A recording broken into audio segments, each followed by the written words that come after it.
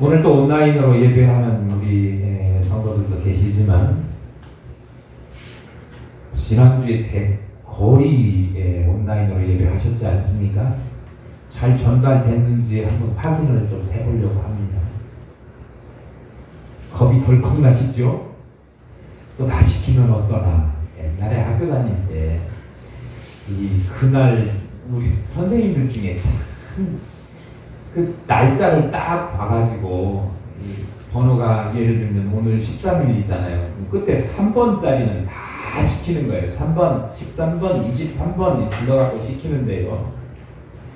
그러면 이제 그날 자기 번호가 3번, 13번, 뭐 23번인 사람들은 덜덜 떨고 있죠. 나 시킬까봐. 저는 그러지 않습니다. 한번 복습해 볼게요. 하나님께서 다윗에게 성전 짓는 그 마음을 받으시고 허락은 하지 않으셨지만 너무나 하나님이 좋아서 일방적으로 하나님께서 다윗에게 언약하시지요. 그 언약을 받은 다윗이 너무 기뻐하고 하나님 앞에 감사하지요. 그리고 난 후에 그 언약이 현실화되는 과정이 지금 그려지고 있습니다. 그게 지난주에 우리가 살펴보았던 8장 1절 이하의 말씀입니다. 다윗에게 주신 언약이 현실로 나타나지는 과정인데요. 그 첫 번째가 뭐였느냐 그러면 주변 열강들을 정복하지요. 주변 열강들을 정복하고 영토를 확장해요. 조그마한 갈릴리 주변 거기에서 아주 북쪽으로, 아니 제일 먼저 어디부터 정복하죠? 서쪽에 블레셋을 정복해가지고 블레셋의 메덱, 암마라고 하는 지명이 따로 있는 건 아니지요. 메덱, 암마라고 하면 메덱의 중심이 되는 가드와 가사와 그 유력한 마을들을 일컬어서 그렇게 이야기하는데요. 거기를 쳐서 정복, 영토를 더 확장하게 됩니다. 서쪽 다음에 어디로 가지요? 서쪽 다음에 오른쪽 남서쪽에 있는 모압이라고 하는 나라를, 아니 모압은 사실 다윗이 도망자 시절이었을 때 도움을 받았던 적도 있었는데 그 왕은 없어졌고 다른 왕이 세워져서 모압을 정복하고 있는데 다윗을 배신하고 또 그 사가들에 의하면 전승에 의하면 부모님들을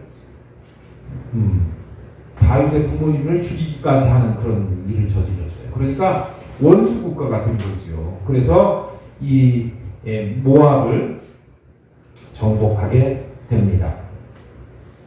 이제 어디로 가야죠? 북쪽에 유브라데스강 근처에 있는 소바라고 하는 나라가 조금 부상을 하고 있어요. 거기에 왕이 하닷 에셀이라고 하는 왕이 있는데 조금 자기가 뭔가 힘이 있다라고 하는 것을 드러내 보이려고 다윗을 공격하지요. 잘못 건드렸죠. 그래가지고 1700명 마병이 죽고 보병은 2만 명이 죽었어요. 2만 명. 잘못 건드렸어요. 그런데요, 잘못 건드린 이 소바 근처에 있던 두 나라가 또 있는데요. 다메섹 아람 사람들이 있죠. 지금 요새 말로 하면 시리아쯤 되는 동네 사람들이, 아니 우리 이웃 국가가 졌다고 우리가 힘을 합쳐줘야지 그래가지고 거기에 붙었어요. 낄기 빠빠라는 말이 있잖아요. 낄 때 끼고 빠질 때 빠져야 되는데 낄 때를 못 끼고 빠질 때 거기도 못 빠지고 이상하게 누울 자리 보고 다리를 뻗으랬다고 이 녀석은 그렇게 못해가지고 결국은 원래 소바 사람들이 2만 명 죽었는데 그보다 더 많이 죽는 2만 2천 명이 죽는 꼴을 당하게 되지요. 그런데 낄기 빠빠를 잘했던 사람들이 있었지요. 그게 누구냐 그러면 하맛이라고 하는 나라 있었지요. 저 왼쪽 편에 우리 지도에 보면 거기에 왕 도이라고 하는 사람이 이 소바하고 전쟁 중이었는데 소바를 누가 다윗이 쳐서 이기니까 자기는 손도 안 대고 포를 푼 격이지요. 그러니까 다윗이 너무 고마운 거예요. 아들 누구를 요람을 보내가지고 금, 은, 노수로 만든 그릇들을 선물로 보내죠. 그것까지도 선물로 준 것, 노획물, 노량물뿐만 아니라 선물로 받은 것까지도 다윗은 잘 모았다가 나중에 솔로몬 성전을 짓는 데 쓸 수 있도록 여호와 앞에 드립니다. 그러니까 결국은 북쪽에도 다 정리가 돼가지고 영토가 이스라엘 영토가 된 거예요. 어디 남았어요? 아래쪽에 남았지요. 이 아래쪽에 소금 골짜기라고 하는 연곡이라고 하는 데 있죠. 에돔 사람들이 살고 있어요. 거기도 정복해가지고 몇 명을요? 18,000명을 쳐가지고 정복하고 땅을 차지하고 조공도 받게 되는 그런 나라가 돼요. 원래 이스라엘이라고 하는 나라는 어떤 나라였느냐 그러면 옆에 나라 찔벅거리는데 계속 시달림을 받았던 그런 나라였는데 하나님께서 다윗을 왕으로 삼으시고 그에게 언약을 주시고 이제는 하나님의 언약이 현실화되는 과정 속에서 부유케 되니까 다른 나라에 조공을 주는 게 아니라 조공을 오히려 받고 정복하고 영토를 확장하는, 그래서 결국은 창세기에 약속하셨던 아브라함에게 약속하셔서 주시마한 그 땅들을 다 차지하게 된 그런 일을 다윗에게 하게 하셨습니다. 조공까지 받는 그런 강대국이 되게 부상시킨 이야기가 지난주에 살펴보았던 내용이에요. 이제는요, 오늘 본문에는 오늘 읽어보니까 이게 누구는 뭐가 되고 누구는 뭐가 되고 이런 내용이에요. 이 본문에서 무슨 의미가 있을까? 뭐 사람 이름을 외워야 이 본문 설교를 잘 들었다고 이야기할까? 그렇게 생각하실 분들도 없지 않아 있겠지만 제가 오늘 여기서 말씀드리려고 하는 중요한 원리가 두 가지가 있습니다. 그 중에 하나는요, 오늘 인사하는 내용이잖아요. 사실은 어느 자리에 누구를 앉히고 어느 자리에 누구를 앉히고 영토를 그렇게 확장하고 조공도 받고 그런 일이 여태까지는 이스라엘이 없었어요. 그러니까 그런 일을 하게 된 다윗, 자기 통치의 아주 최고 정점에 와 있는 것이지요. 정점에 서 있던 다윗 왕국이 이제 나라를 다스려 가는데 그 중심되는 사람이 누구냐 그러면 다윗 왕이겠지요. 우리나라 같으면 대통령 아닙니까? 대통령이 나라를 통치하는데 가장 어떤 원칙, 어떤 것을 중점적으로 통치를 하겠다라고 하는 것을 가장 잘 알 수 있는 대목이 뭐냐? 그러면 사람을, 인사를 어떻게 등용하느냐에 달려 있습니다. 다윗이 왕국을 통치하는 통치 이념과 그리고 원칙, 이것을 잘 알 수 있는 대목이 오늘 읽은 본문이라고 하는 것이지요. 지난주에 질병관리본부 그것이 뭐 어땠어요? 하여튼 질병관리? 청. 청 하면 내시청이 생각나가지고 재난관리청장의 초대총장의 정은경 흰머리 하얗게 난 할머니라고 해야 돼요. 할머니라. 하여튼 존경스러운 그분이 청장이 됐습니다. 본부였는데 청으로 격상시켜서 청장을 만들어 놨어요. 그만큼 대통령이 지금 현재 나라를 다스리면서 질병 관리가 아주 시급한 문제고 이걸 중요하게 여긴다고 하는 본인의 통치 이념이라든지 철학이라든지 이런 것이 인사에 반영된 거지요. 성경도 다윗의 통치 이념과 원칙이 드러나게 되는데 그것을 소개하는 데 있어서 행정 조직을 이야기합니다. 첫 번째, 왕 먼저 나와요. 왕. 당연히 누구겠어요? 다윗 왕이겠지요. 15절입니다. 다윗이 온 이스라엘을 다스려 다윗이 모든 백성에게 정의와 공의를 행할세 그랬습니다. 그런데 조금 이상한 게 있어요. 오늘 지금 행정 조직을 이야기하는 대목이 몇 절부터? 15절부터. 그런데 행정 조직을 이야기하는 것이 아닌 그 위에는 지금 우리 문단 나누기 해갖고 쫙 선을 그어놓으면 그 위에는 다윗을 이야기할 때 8장 8절 10절 11절에 보면 다윗 왕, 다윗 왕, 다윗 왕이라고 썼어요. 그런데 15절에 와서 보니까 행정 조직을 이야기할 때는 왕이라는 호칭을 하나도 안 붙이고 다윗 이렇게 붙여요. 이게 성경을 기록하게 하신 하나님의 의도성이 거기에 있는 거예요.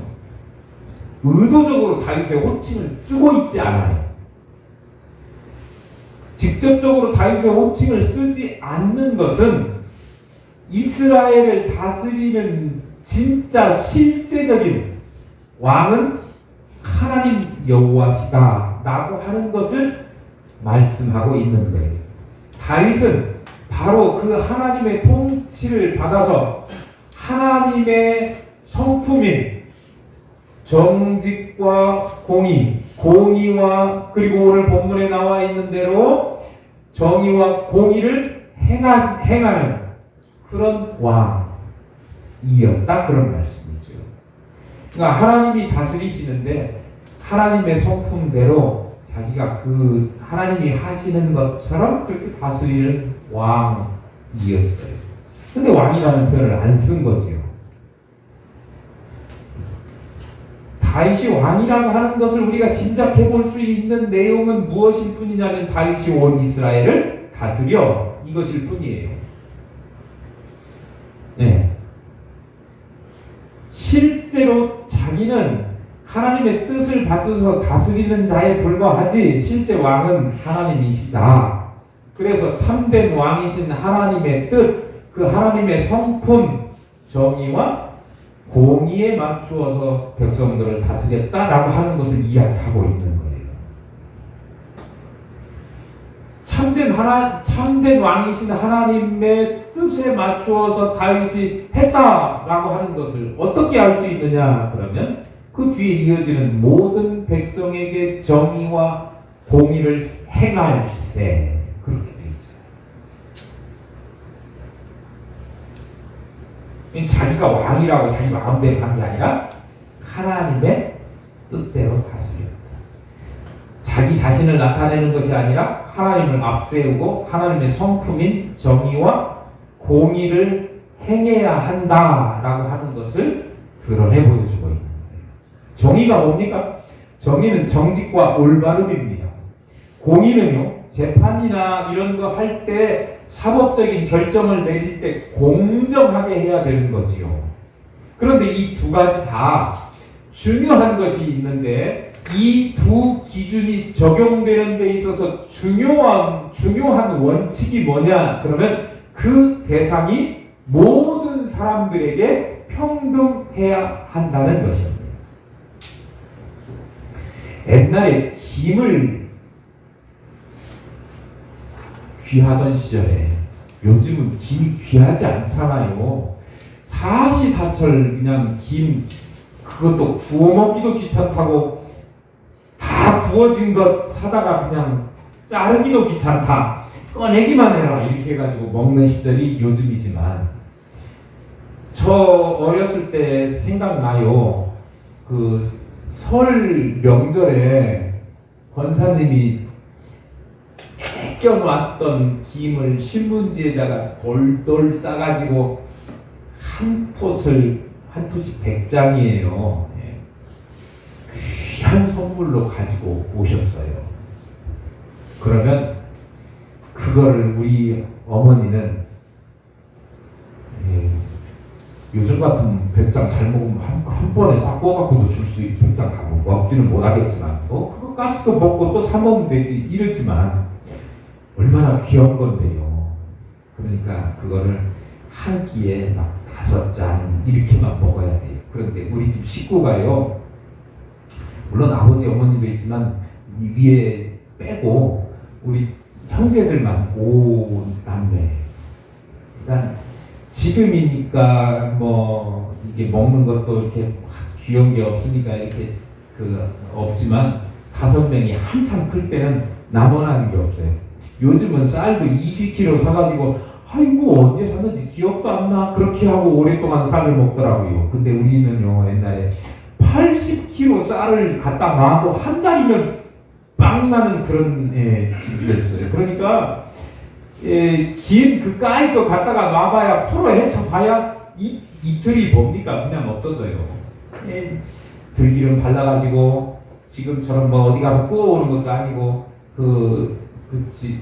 벼 떼고 남은 재 이렇게 갖고 부지깽이로 토닥토닥 하고 납작하게 쫙 펴놓고 석쇠 위에다가 이렇게 구워서 김을 먹으니까 귀하잖아요. 그거 다 입거리고 잘라서 줘야 되는데 잘라놓으면 우리는 철없으니까 그냥 입에 맛있는 거는 막 갖다 먹잖아요. 그러면 이제 어른들이 먹을 것이 순식간에 없어져 버리는 거죠. 그러니까 다 나눠집니다. 나눠져요. 그런데요, 저는 우리 형제들 중에 저는 남자 혼자고 여자는 넷이고 그래요. 우리 부모님들은 딸내미도 다 똑같은 자식이고 뭐 편벽되게 하면 안 된다 그래가지고 누구는 더 주고 누구는 덜 주고 이런 거 없어요. 그런데요, 우리 할머니는 달라요. 할머니는 그래도 아들이지, 아들. 우리 할머니 너무 좋아요. 그래가지고 다른 딸들은 너희들은 뭐 시집 가면 다 헛거야 소용없어 뭐 이렇게 듣는 사람 서운하게. 그래도 나는 그 소리가 얼마나 복음처럼 들리는지. 그러면 이제 그 이야기는 곧 나를 더 주겠다 그런 이야기거든요. 딸들은 한 2장씩 하면 나는 한 그보다 5배가 많은 한 10장이 오는 거예요. 그러면은요, 저야 할렐루야 주님 감사합니다 찬양할지로다 막 이렇게 하고 하지만 우리 같이 앉아 있는 이 시집 가야 될 사람들은 얼마나 화딱지가 나겠어요. 딸들도 아들들도 딸은 주둥이 아니고 아들만 입이고 그런 거 아니고 다 입이잖아요. 중요한 것은요, 이 모든 정의를 행하는 것, 공의롭게 하는 것이 대상이 모든 사람이어야 된다고 하는 것이 아주 중요한 일입니다. 그런데 오늘 다윗은요, 하나님께서 그렇게 하시는 것처럼 공의와 정의를 세우면서 백성들을 대했다, 그렇게 행할세, 그렇게 기록하고 있어요. 이스라엘 백성들이 어떤 사람들입니까? 이스라엘 백성들이 어떤 후손이, 누구 후손입니까? 야곱의 후손이지요. 야곱의 후손들인데 사실 야곱의 후손들로만 딱 구성이 된 그런 사람들이 아니에요. 그 사람들이 애굽에서 출애굽할 때 그들과 동행했던 사람들이 성경에서 뭐라고 출애굽기에 기록하고 있느냐 그러면 잡족이라고 기록하고 있어요. 많은 잡족들하고 양들하고 막 짐승들이 같이 동행했다 그렇게 기록하고 있거든요. 그런 거 보면 이 단일 민족 야곱의 후손들로만 구성된 게 아니고 복잡한 족속들이 거기에 모여서 살고 있었을 것입니다. 그런데 그들을 다 평등하게 대우해줬다라고 하는 것을 가르쳐줘요. 이스라엘 백성들을 그 애굽에서 구원해낸 것을 죄악 가운데에서 우리 성도들을 뽑아낸 것, 교회로 부르신 것에 비유할 수 있어요. 그렇다면 애굽 사람들을 출애굽하면서 그들이 단일 민족으로 나온 게 아니라 잡족들이 나온 것을 보면 교회의 모형에는 다양한 사람들이 섞여 있을 수 있다라고 하는 것을 이야기하는 거예요. 교회 공동체가 얼마나 다양한 사람들이 모입니까? 나이도요, 우리 교회 89세 최고령 어르신부터 해가지고요, 온라인 예배한다 그러니까 뭐 이렇게 했던 우리 어린아이까지, 아니 그보다 더 어린 애들도 있죠. 삐아기들도 있는 것 같으네요. 아주 연령층도 높고요. 우리 한번 지역 한번 나눠볼까요? 제주도에서 오신 분, 뭐 경상도 뭐 이렇게 뭐 있을 겁니다. 그러니까 교회가 이게 하나 되기가 참 어렵지 않습니까? 저 전라도에서 온 사람들하고 경상도에서 온 사람들하고 막 이 사람들하고는 이렇게 정치 이야기만 나오면 막 얼굴을 막 붉히고 막 뭐 목사님도 뭐 역사를 잡겠다고 막 이렇게 덤비는 사람들이 있어요. 그러니까 오죽하면 너무나 다양한 사람들이 모여 있으니까 어떤 목사님은 좀 제발 좀 다양한 사람들이 모였어도 우리는 어울려야 됩니다. 그래서 교회 이름을, 저는 우리 교회 이름을 하늘의 기쁨을 맛보고 하나님께 하늘의 기쁨이 되는 삶을 살게 해달라고 하늘 기쁨교회라고 지었는데, 그 목사님은 뭐라고 지었느냐 그러면 어울림교회라고 지었는데, 어울림교회라고 지어서 개척해놓고도 교회에서 그 사람들끼리 안 어울리고 싸우고 그러니까 그 다음에 다시 교회를 개척했는데 더 어울림교회라고 지었답니다. 교회를 더 어울림교회라고 짓는다고 해서 교회 사람들이 더 어울려지겠습니까만, 그만큼 다양한 사람들이 다양한 목소리를, 다양한 생각을 가지고 하고 있기 때문에 교회를 이 공평하게 다스리는 것이 쉬운 문제는 아닙니다. 성경에도 그런 이야기가 있지 않습니까? 초대교회, 우리 교회의 모범이라고 불리워지는 초대교회도 보면 뭐 때문에 싸움을 했느냐, 논란이 됐느냐 그러면 지역 색깔 때문에 논란이 됐어요. 그 유대 지역을 근거로 해서 살고 있었던 사람들이 예수 믿게 돼서 그 초대교회의 성도가 된 사람들을 유대파, 히브리파 유대인들이라고 그러고, 그 다음에 헬라파 유대인들인데, 헬라파 유대인들이 뭐죠? 매일 하는 구제, 그러니까 매일매일 교회에 오면 뭐 이렇게 뭐 밥도 주고 막 이렇게 뭐 이런 구제가 있었던 모양이에요. 어려운 사람들이 많았으니까. 그런 일을 교회가 하는데 어떻게 하다 보니 공교롭게 헬라파 유대인들이 빠졌단 말이에요. 그러니까 그 사람들이 유대파, 그 히브리파 유대인들을 향해서 왜 우리는 빼냐 하면서 막 불평불만을 이야기했던 일이 있었습니다. 분명히 그게 차별이 있었으니까 그런 이야기 했었을 거 아니에요. 지역에 따라서. 그것만 있는 줄 아십니까?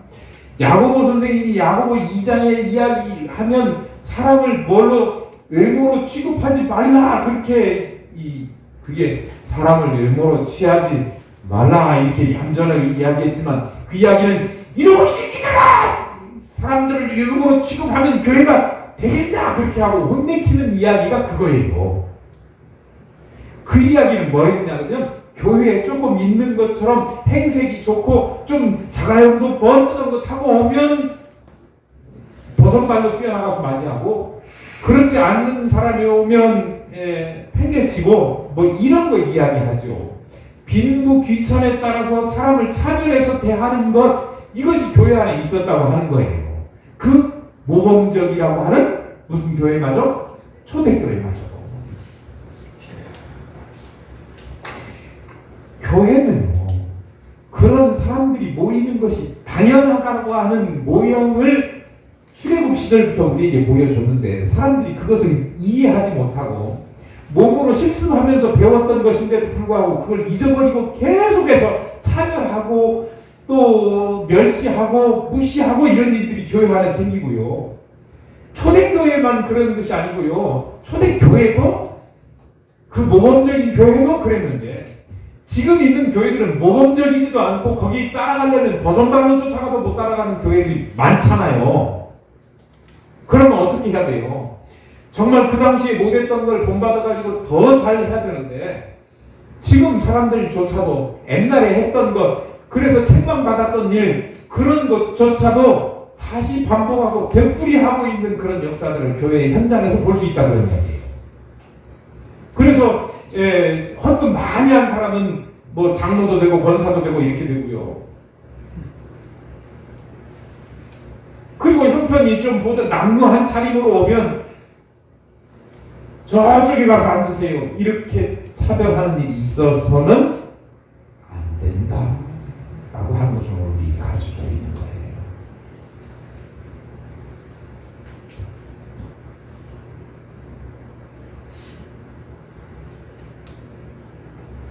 외모로 취급한다 그러니까 얼굴이 잘생기고 멋지게 생긴 사람들, 우리는 외모로 하나님께서 우리를 취급하고 대하셨다고 하면 우리는 여기에 앉아있을 사람이 아마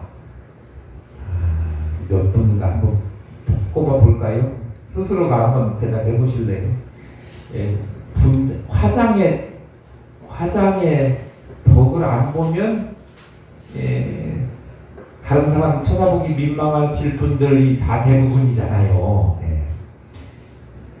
이렇게 옷을 좀 이렇게 갖춰 입어야 그래도 조금 봐줄 만하지, 그렇지 않고 그냥 있는 부시시하면 부시맨이지 이게 사람이 아니잖아요.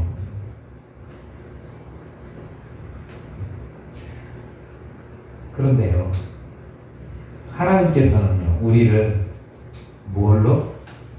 하나님은 사람을 외모로 취하지 아니하십니다. 우리 로마서 공부하면서 배웠지 않습니까? 로마서 2장 11절.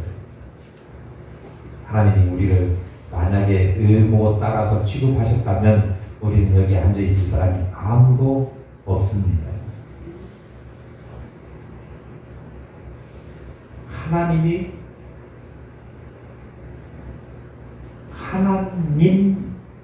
하나님조차도 사람을 외모나 그의 인간적인 어떤 조건을 보고 취하시지 않으시는데, 하물며 우리가 같은 입장이라고 해서 사람을 외모로 대하거나 취해서는 안 되겠다.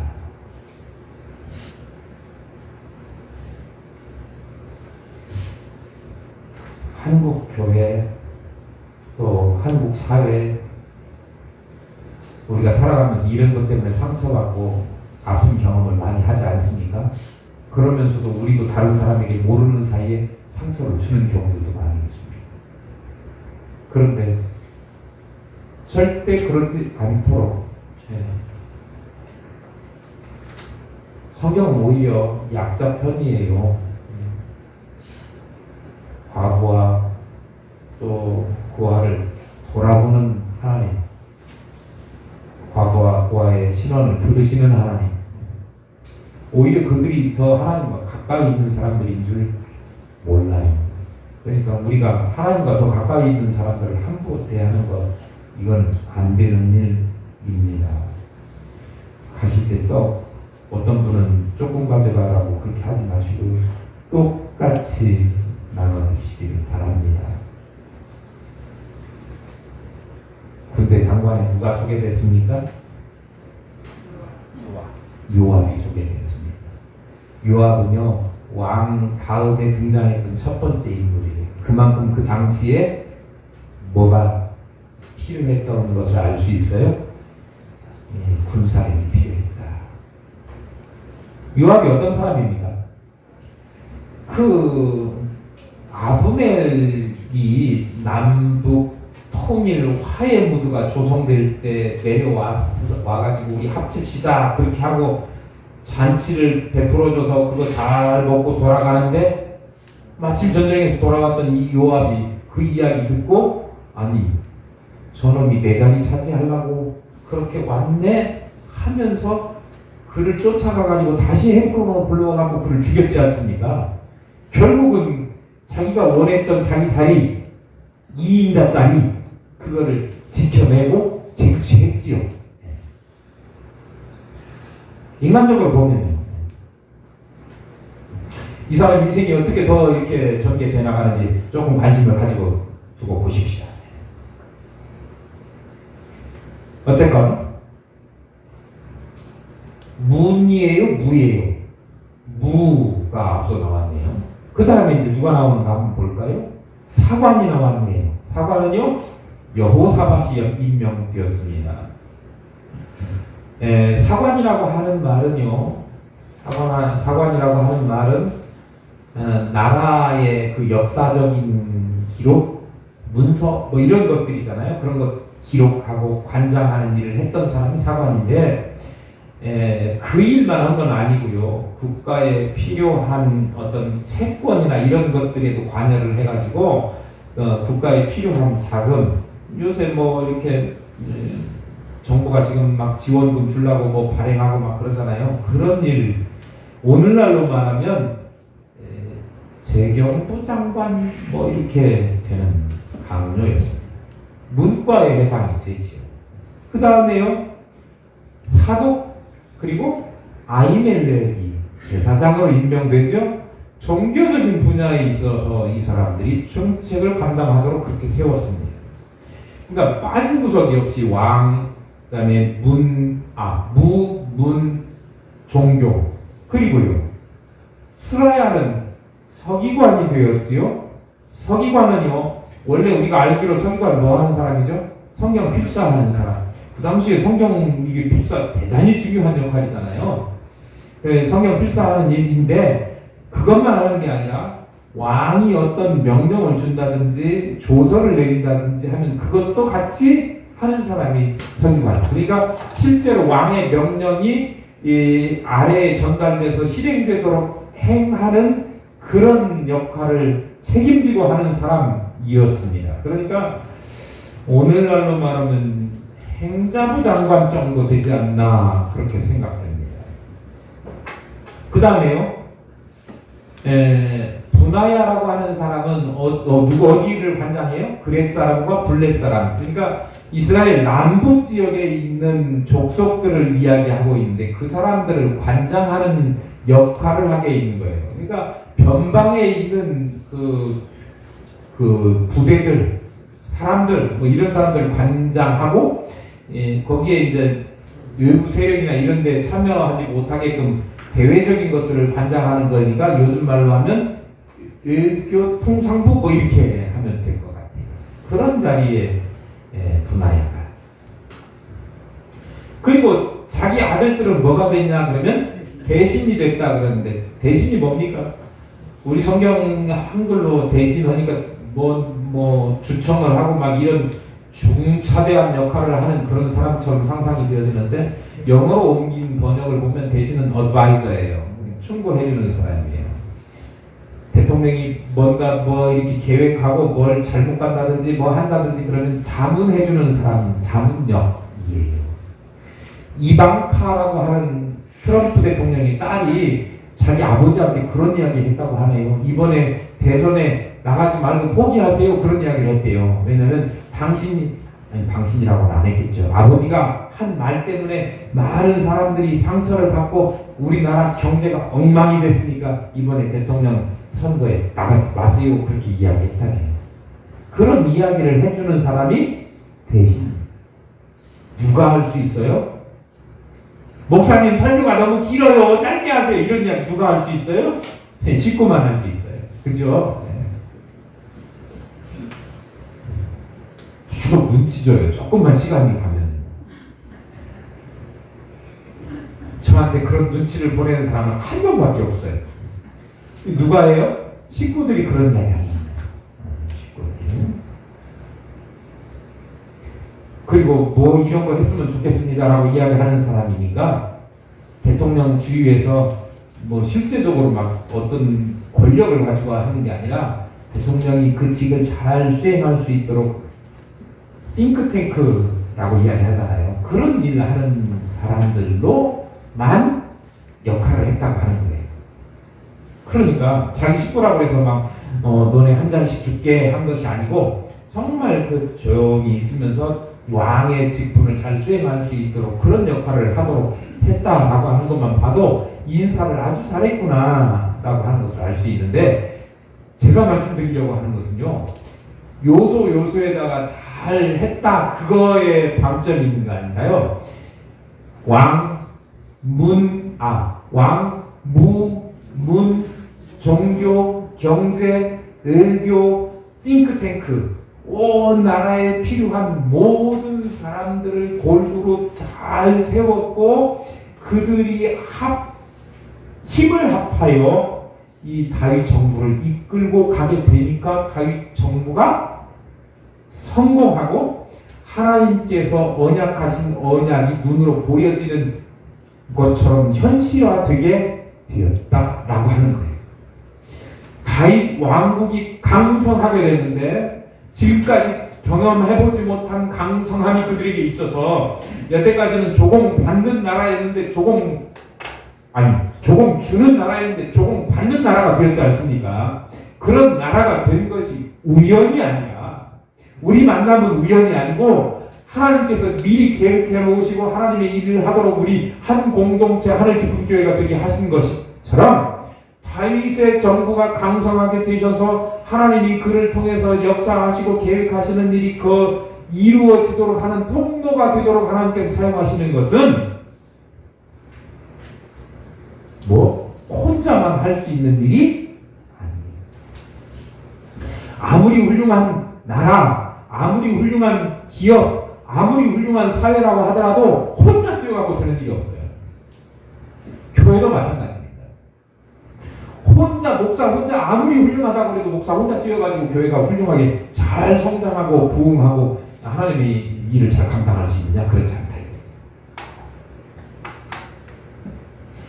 그래서 조화롭게 이렇게 모든 구성들을 다 해가지고 요압으로 하여금 군사적으로 영토를 잘 보존하게 하고 확장하게 하고, 그리고 경제와 행정을 챙기도록 여호사밧을 둬가지고 그렇게 하도록 하고, 또 제사장들로 하여금 백성들의 신앙을 책임지게 하고, 그런 모든 일을 기획하고 충고하고 잘 가도록 곁길로 가지 않도록 하는 싱크탱크도 자기 주변의 식구들을 통해서 이렇게 하도록 하는 일을 잘해서 한 덩어리 돼서 힘을 합하여 한 마음으로 그렇게 갔다라고 하는 것을 보여주고 있어요.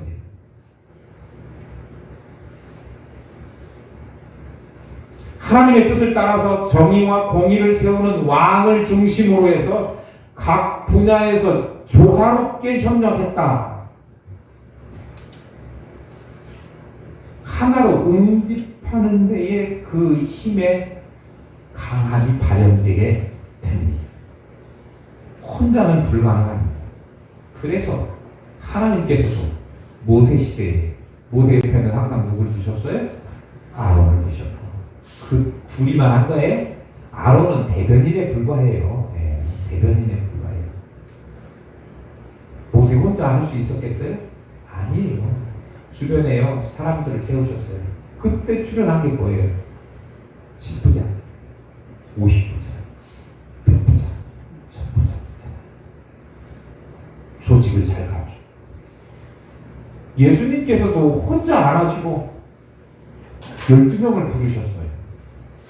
동역자들을 부르시고, 그리고 초대교회도 집사를 세우고 감독을 세우고, 오늘날 하늘 기쁨 교회도 하나님께서 서로 교제하며 협력하며 선을 이룰 수 있도록 여러 가지 직책들을 맡겨 주셨습니다. 그리고 각자에게 그 직분을 감당할 수 있도록 은사들을 다 허락하셨습니다. 그 은사들은요, 서로 누구 것이 크냐라고 키를 재보라고 주신 것이 아니라, 고린도 교회 그러다가 싸움 났잖아요. 그렇게 하라고 주신 것이 아니라 사람을 이루기 위해서 자기의 은사들을 조절하고 협력하고 화목하게 만들어 가도록, 화목을 이루도록 그렇게 사용하도록 주신 것이 은사라고 하는 것입니다. 그래서 각자마다 다 다른 달란트와 재능이 있는데 그 재능은 잘 사용하실 수 있도록 모아야 되는 거죠. 아무리 재능이 많아도 따로 있어서 그 실력 발휘를 못하면 안 되고요. 여러분 삼겹살 드셔보셨습니까? 삼겹살 숯불 하나만 갖다 놓고 거기에다 삼겹살을 굽으면 하루 종일 구워도 삼겹살이 익기가 힘들어요. 아니 불이 꺼져버려요. 그런데요, 숯을 좀 여러 개 갖다 놓고 위에다가 삼겹살을 올리면요, 이 숯들이 막 서로 힘을 모아가지고 막 불을 내고요. 아니 거기다 대고 위에서 기름이 떨어지면 이게 이제 불이 나요. 막 이렇게. 그러면 삼겹살이 잘 익지 않습니까? 주님의 몸된 교회, 하늘 기쁜 교회 지체인 여러분들, 서로가 친밀하게 교제하고 한마음 되어서 각자 맡은 일들을, 나는 외적으로 전도하는 일에, 나는 내적으로 봉사하는 일에, 어느 것이 더 귀중하고 어느 것이 더 소중하지 않은 일이 하나도 없어요. 다 협력해서.